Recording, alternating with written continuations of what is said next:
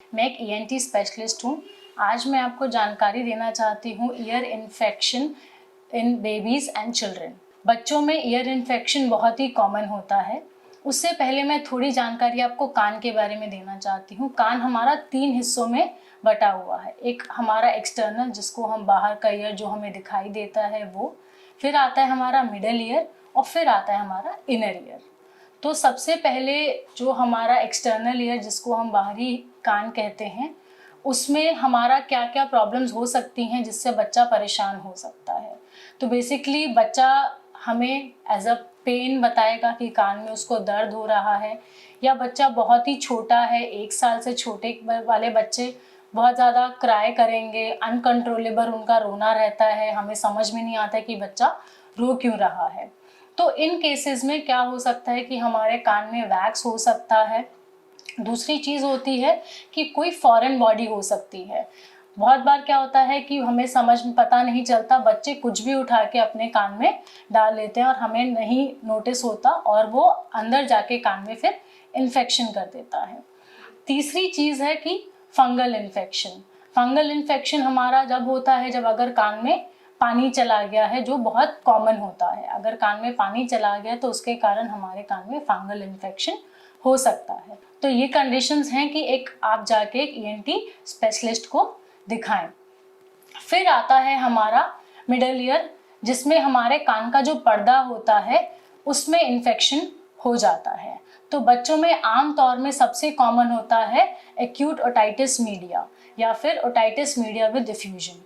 इसमें अगर बच्चे को बार बार नज़ला ज़ुकाम हो रहा है, बार बार नाक बंद हो रही है, तो जो हमारा नाक का नज़ला इन्फेक्शन है वो जाके हमारे कान के पर्दे के पीछे जमा हो जाता है। हमारा कान और नाक एक ट्यूब होती है जिसको हम स्टेशन ट्यूब बोलते हैं, उससे कनेक्टेड रहते हैं।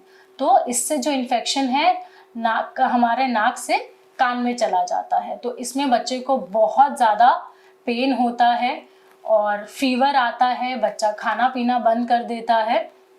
तो इन केसेस में हमें ज़रूर एक ईएनटी डॉक्टर को दिखाना चाहिए कि प्रॉब्लम क्या है। अगर हम नहीं टाइमली एक्ट करेंगे तो इसकी वजह से फर्दर बच्चे में जो हमारा हियरिंग है उस पर भी असर आता है।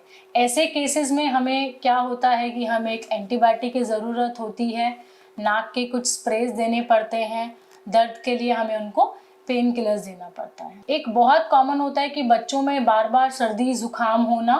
तो इस सर्दी ज़ुकाम को हमें थोड़ा ध्यान रखना है कि बच्चे को अगर बार बार होता है तो हम डॉक्टर के पास लेके जाएं। अगर आपका बच्चा मुंह खोल के सोता है, रात को खर्राटे लेता है, तो ये भी कारण हो सकता है कि उसके नाक के पीछे हमारे एडेनॉइड्स होते हैं, वो मांस बढ़ा हो, जिसकी वजह से ये सब परेशानियां होती हैं। अब मैं थोड़ा जानकारी देना चाहती हूँ आप लोगों की। जैसे ही एक न्यूबॉर्न बच्चा होता है तो उसमें जो सबसे इम्पॉर्टेंट होता है कि हम अपने बच्चे का पहले ही 1 से 3 दिन में हियरिंग टेस्ट कराएं, जिसको हम OAE बोलते हैं। वो हमारा प्रिलिमिनरी हियरिंग टेस्ट होता है बच्चों के लिए। बहुत बार होता है कि हम ये टेस्ट इग्नोर कर देते हैं और हम हियरिंग टेस्ट नहीं कराते, और फिर बाद में हमें जाके पता चलता है कि बच्चे को तो सुनाई ही नहीं दे रहा है।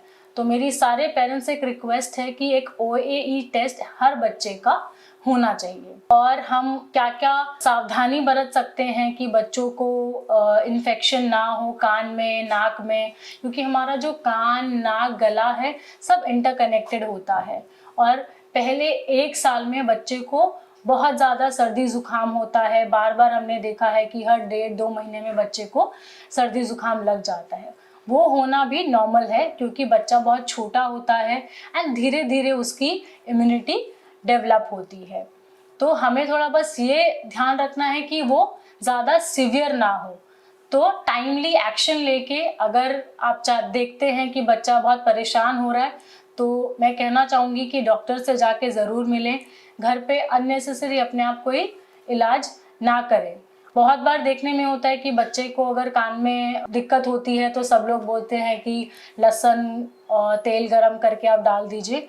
तो मेरी राय है कि हमें ऐसा नहीं करना चाहिए। बहुत बार क्या होता है, तेल डालने से वो एक मीडियम बन जाता है, उसी में फिर आगे जाके इन्फेक्शन हो जाता है। Thank you.